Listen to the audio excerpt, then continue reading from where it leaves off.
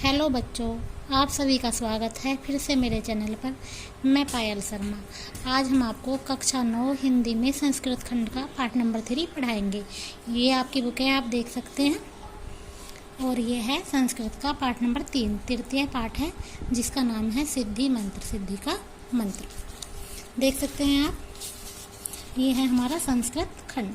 तो पाठ 3 को स्टार्ट करते हैं। अगर आपको मेरा ये प्रयास अच्छा लगे और आप चाहते हैं कि मैं ऐसी और वीडियो डालूं, तो प्लीज़ मेरे चैनल को सब्सक्राइब कीजिए और लाइक कीजिए। तो स्टार्ट करते हैं। रामदास नारायणपुरे निवसति। रामदास नारायणपुर में रहता है। स नित्य ब्रह्म मुहूर्ते उत्थाय नित्य कर्माणि करोति। वह रोज़ सुबह ब्रह्म मुहूर्त में उठकर यानी कि 4 बजे के समय नित्य कर्म करता है, नारायण स्मृति और भगवान को याद करता है। तत्पर पशुभ्य घास ददाती, और फिर पशुओं को घास देता है।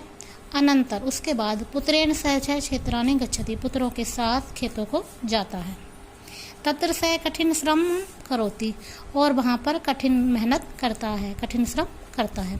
तस्य श्रमेण निरीक्षणेन च कृशो प्रभुतम अन्नम उत्पत्ति, उसकी मेहनत से और उसके ख्याल रखने से, ध्यान रखने से यानी कि निरीक्षण करने से खेतों में काफ़ी मात्रा में धन उत्पन्न होता है। तस्य पशव हष्टपुष्टांग संति, उसके पशु भी हष्टपुष्ट हैं। गृह च धन धान्य आदि पूर्णम अस्ति, और उसका घर भी धन धान्य से भरा रहता है। अतरेव यहीं ग्रामे पैतृक धनेन धनवान धर्मदास निवसति, यहीं ग्राम में पुरखों के धन से धनी यानी कि अपने बड़े बूढ़ों का धन मिला हुआ है, ऐसा धनी धर्मदास रहता है। तस्य सकल कार्य सेवका संपादयन्ति, उसका सभी कार्य नौकर करते हैं यानी सेवक करते हैं।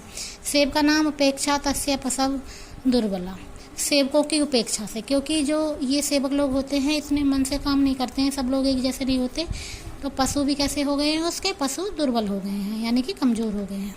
क्षेत्रेषु स बीज मात्रापि अन्न नोत्पत्ति, खेतों में भी बीज मात्र के लिए भी अन्न उत्पन्न नहीं होता। क्रमशः तस्य पैतृक धनम समाप्तम अभवत्, इस प्रकार उसका जो पैतृक धन है, जो उसका बड़े बूढ़ों से मिला हुआ धन है, वो समाप्त हो गया है।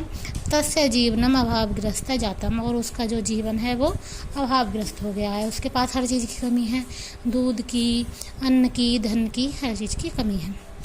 एकदा बनात प्रत्यागत्य रामदास स्वदारे उपविष्ट धर्मदास दुर्बल्य खिन्न च दृष्ट्वा अपृच्छत्। एक बार खेतों से लौटकर आते हुए रामदास ने अपने द्वार पर बैठे हुए धर्मदास को दुखी और दुर्बल देखा, तो पूछा, क्या पूछा?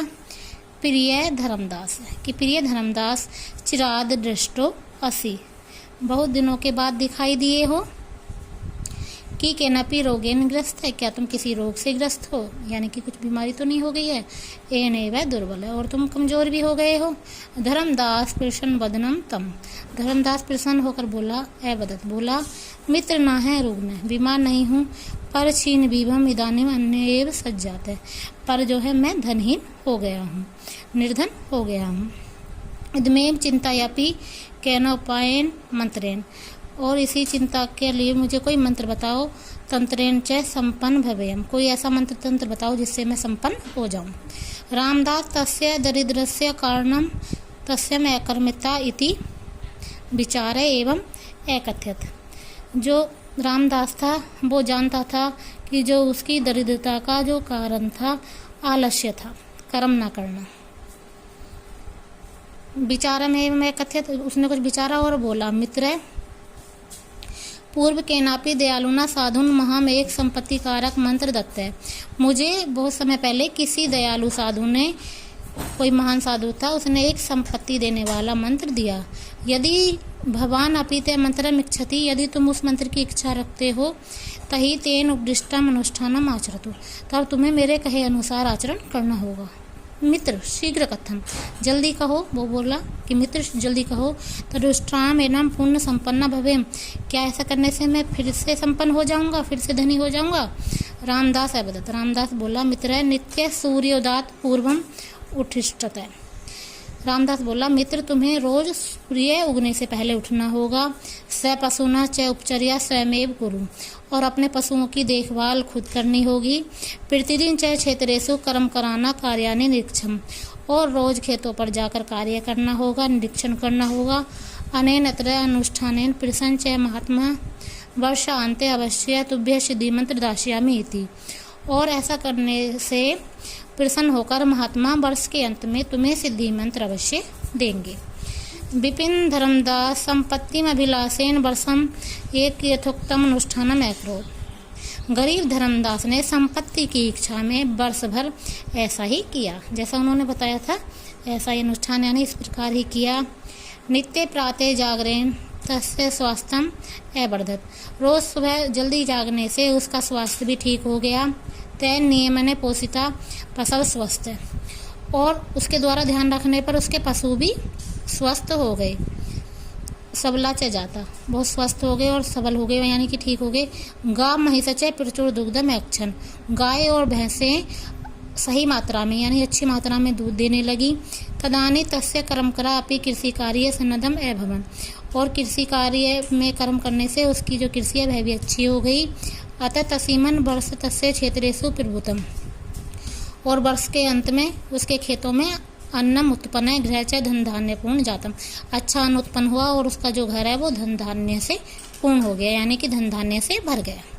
एक सिमन दिने प्रातः रामदास क्षेत्रानि गच्छन, एक दिन सुबह रामदास अपने खेतों पर जा रहा था।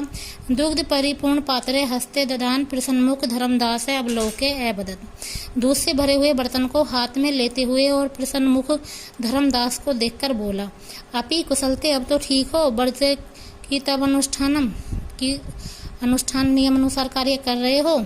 कीते महात्मान मंत्र्याम उपागच्छा, क्या तुम्हें महात्मा ने मंत्र दे दिया।